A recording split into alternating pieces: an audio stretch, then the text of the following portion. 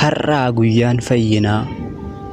Jireenyi yoo sitti ta'e akka qaawwal ilmoo, kirrii ta'ii hulluuqi yoos waaqaaf taata ilmoo.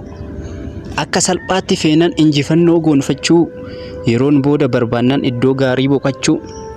Namarraa hoomaan eegin humna qabduun ifaaji, qaalii isa ta'e jalqaba yeroo kee kabaji. Rakkina keessa taa'anii daraan yaadda'uu caalaa, furmaata rakkoo barbaadatu hundumarra falaa.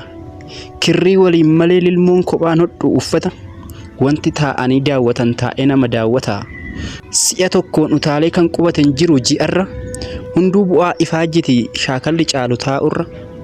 Qaawwa xiqqaa qaba seensi balbala milkaa'inaa, nama keessa hulluuqetu dirreetti ba'ee bashannanaa.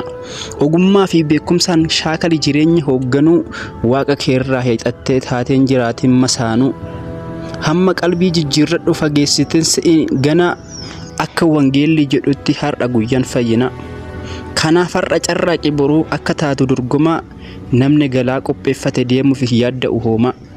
Kanaaf har'a carraaqi boruuf akka taatu dorgomaa, namni galaa qopheeffate deemuuf yaadda'u hoomaa.